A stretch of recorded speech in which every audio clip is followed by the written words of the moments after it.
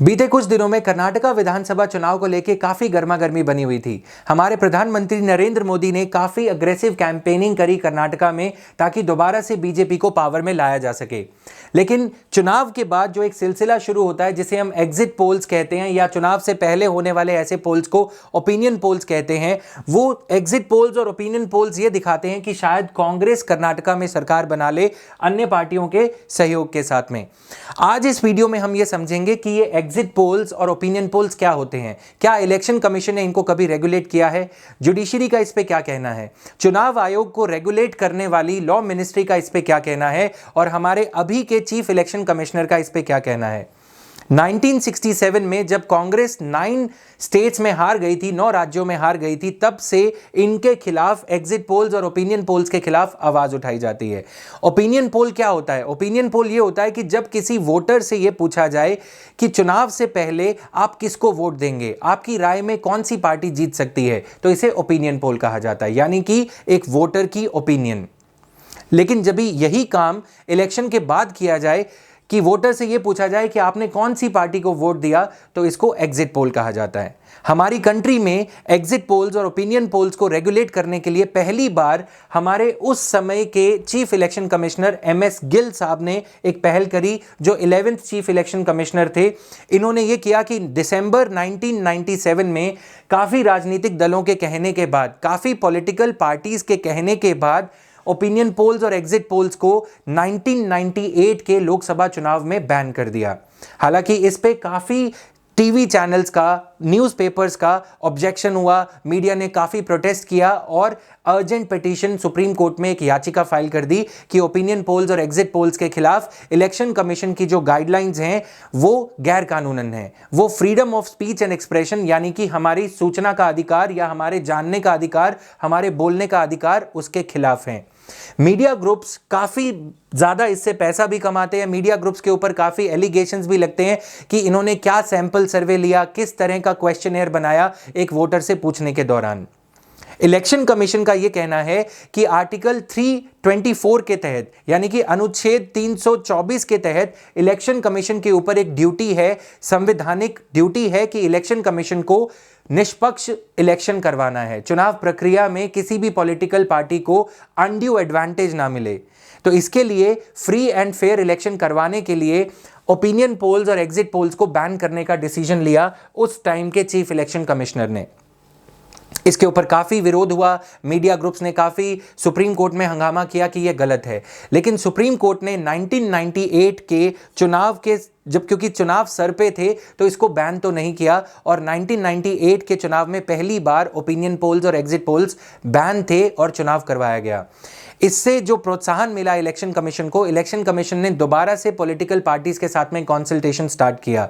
लेकिन supreme court ने अपना ये फैसला दिया कि ओपिनियन पोल्स को और एग्जिट पोल्स को बैन करना इलेक्शन कमीशन के दायरे में नहीं आता, क्योंकि इलेक्शन कमीशन के पास ऐसी कोई कानूनन पावर नहीं है। इलेक्शन कमीशन की जो गाइडलाइंस हैं पार्टीज पे, टीवी न्यूज़ चैनल्स पे और न्यूज़पेपर ग्रुप्स पे डिपेंड करता है कि वो इसका पालना करेंगे या नहीं करेंगे, इलेक्शन कमीशन की इस गाइडलाइन का पालन करेंगे या नहीं करेंगे। दोबारा से ओपिनियन पोल्स और इलेक्शन जो एग्जिट पोल्स हैं वो दोबारा से स्टार्ट हो गए। 2004 में फाइनली इलेक्शन कमीशन ने दोबारा से ये प्रक्रिया स्टार्ट करी। 18 पॉलिटिकल पार्टीज के साथ में कंसल्ट करते हुए ओपिनियन पोल्स को, एग्जिट पोल्स को बैन करने का सवाल फिर से उठाया गया। अब हुआ कुछ इस तरह कि बीजेपी को छोड़ के बाकी सभी राजनीतिक दलों ने इसका सपोर्ट किया और इंडिया में एग्जिट पोल्स को बैन करने की बात हुई। तो फाइनली 2010 में जाके रिप्रेजेंटेशन ऑफ पीपल्स एक्ट 1951 में, यानी कि जो चुनाव आयोग को पावर देने वाला जो एक्ट है, रिप्रेजेंटेशन ऑफ पीपल्स एक्ट 1951, उसमें सेक्शन 126A ऐड किया गया, जो चुनाव आयोग को यह पावर देता है कि जो ओपिनियन पोल्स हैं वो चुनाव से 48 घंटे पहले नहीं करवाए जा सकते। ये 48 घंटे का जो टाइम है ये इसलिए चुना गया कि ठीक है, जब चुनाव को नोटिफाई किया जाता है, जब मॉडल कोड ऑफ कंडक्ट लगता है, जैसे ही चुनाव का अनाउंसमेंट होता है किसी स्टेट में, तो पॉलिटिकल पार्टीज या ये टीवी न्यूज़ चैनल्स तब से लेकर चुनाव से 48 घंटे पहले तक ओपिनियन पोल्स, उनके रिजल्ट्स जो है रिलीज कर सकते हैं। लेकिन 48 घंटे का कूलिंग ऑफ पीरियड एक वोटर को देना इसलिए जरूरी समझा गया कि वोटर अपना मन बना सके। इन ओपिनियन पोल से प्रभावित होके, इन्फ्लुएंस होके कोई भी वोटर किसी दूसरी दिशा में वोट ना करे। जिस दिशा में वो वोट करना चाहता है उसको एक सोबर टाइम दिया जाए, सोचने का टाइम दिया जाए। तो ओपिनियन पोल्स चुनाव से 48 घंटे पहले बैन हो जाते हैं। जबकि एग्जिट पोल्स के बारे में ये कहा गया कि एग्जिट पोल्स जब तक लास्ट चुनाव नहीं हो जाता, यानी कि अगर किसी स्टेट में चुनाव है, 5 बजे वो इलेक्शन खत्म होगा, गेट बंद हो जाएगा पोलिंग बूथ का, 5:30 बजे के बाद एग्जिट पोल्स के नतीजे रिलीज किए जा सकते हैं। तो इसके लिए अब दोबारा से हमारे हाल फिलहाल के जो chief election commissioner Rajiv Kumar sir हैं, इन्होंने दोबारा से ये पिटीशन फाइल, दोबारा से ये लॉ मिनिस्ट्री को ये प्रपोजल भेजा है, यूनियन लॉ मिनिस्ट्री को, कि आप ओपिनियन पोल्स को, एग्जिट पोल्स को पूरी तरह से बैन कीजिए। अब यहां पे ये देखेंगे आप, हमारे अभी के जो मिनिस्टर हैं मिस्टर किरण रिजिजू, उन्होंने ये कहा है कि ऐसा कोई भी बैन की जो डिस्कशन है वो सरकार कंसीडर नहीं कर रही है, और ओपिनियन पोल्स और एग्जिट पोल्स जिस तरह से होते हैं वो वैसे ही चलते रहेंगे। तो अभी जो कानून है वो ये है कि ओपिनियन पोल्स चुनाव से 48 घंटे पहले तक नहीं हो सकते, और एग्जिट पोल्स चुनाव के होने के आधे घंटे बाद रिलीज किए जा सकते हैं। क्यों इतनी कश्मकश है इन ओपिनियन पोल्स और एग्जिट पोल्स को लेके?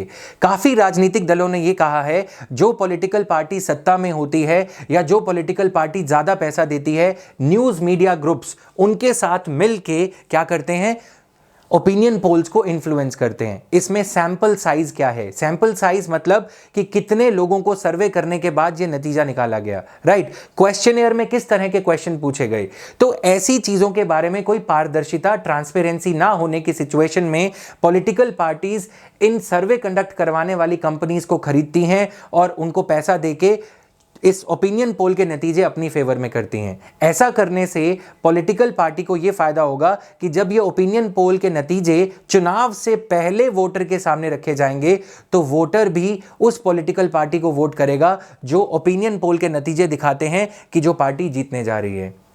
तो चुनाव में जो पैसे का रोल है वो ओपिनियन पोल्स के जरिए बढ़ता है, और वोटर को एक निष्पक्ष तरीके से वोट करने का जो मौका देता है हमारा संविधान, वो कहीं ना कहीं इस प्रक्रिया में कॉम्प्रोमाइज हो जाता है।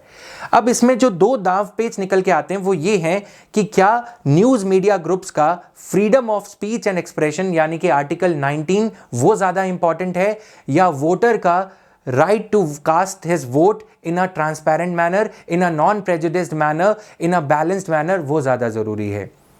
न्यूज़ मीडिया ग्रुप्स ये कहते हैं कि वोटर के बिहाफ पे ही ये ओपिनियन पोल्स कंडक्ट कराए जाते हैं ताकि वोटर एक इन्फॉर्म्ड डिसीजन ले सके कि किस पार्टी को वोट करना चाहिए। ज़्यादातर वोटर्स, जैसे हर एक आम इंसान जीतते घोड़े पे दाव लगाता है, वैसे ही हर एक वोटर ये चाहेगा कि वो उसका वोट वेस्ट ना जाए और वो उस पॉलिटिकल पार्टी को वोट करे जो इन चुनावी नतीजों के अकॉर्डिंग जीतने वाली है। लेकिन इन चुनावी नतीजे जो ओपिनियन पोल्स के जरिए दिखाए जाते हैं वो रिग्ड होते हैं। रिग्ड यानी कि जैसे मैच फिक्सिंग होती है वैसे इनको भी फिक्स किया जाता है। तो अब देखना यह होगा कि हमारे मिनिस्टर ने तो ये कह दिया कि ऐसा कोई प्रपोजल सरकार डिस्कस नहीं कर रही है, लेकिन इलेक्शन कमीशन हर बार की तरह 6 ऐसे रिफॉर्म्स लेके आया है जो कि सुप्रीम कोर्ट में पेंडिंग है, जिसमें से एक तो ये है कि किसी एक कॉन्टेस्टेंट को सिर्फ एक ही विधानसभा या एक ही लोकसभा की सीट से कंटेस्ट करने दिया जाए। तो अब देखना यह होगा कि आने वाले समय में क्या डेमोक्रेसी किस दिशा में जाती है, क्या वोटर्स का ध्यान रखते हुए इलेक्शन कमीशन इस पावर को एक्सरसाइज कर पाएगा, या टीवी न्यूज़ चैनल्स अपना मोनोपली जो है फोर्थ मीडिया पिलर की, फोर्थ पिलर ऑफ डेमोक्रेसी की, मीडिया की जो मोनोपली है कि जनता के माइंड को कैप्चर करके एजेंडा को चेंज करना अपनी फेवर में, क्या वो चीज़ जीतेगी। Election commission, political parties, supreme court, जो छोटे दल हैं, पॉलिटिकल पार्टीज हैं, वो भी इस बात से परेशान हैं कि पैसे का रोल और जो बड़े राजनीतिक दल हैं उनका जो दबदबा है इंडियन पॉलिटिकल लैंडस्केप पे, उसको कम करना ज़रूरी है। कैसे कम किया जाए? पैसे का रोल, क्रिमिनलाइजेशन का रोल, इन ओपिनियन पोल्स जैसी पेड न्यूज़ का रोल, इन चीज़ों को कम करने की सख्त ज़रूरत है ताकि हमारा लोकतंत्र सही मायने में लोकतंत्र बन जाए। इस वीडियो में यही था। आई होप कि ओपिनियन पोल्स और एग्जिट पोल्स के बारे में आपकी जानकारी थोड़ा दुरुस्त हुई होगी। अब यदि कोई ओपिनियन पोल देखोगे तो आप सिर्फ उसके बेसिस पे नहीं, बल्कि जिस कैंडिडेट ने आपकी कॉन्स्टिट्यूएंसी में काम किया है, जिस सरकार ने अच्छा काम किया है, उसके बेसिस पे भी आप डिसीजन लेंगे। Thank you.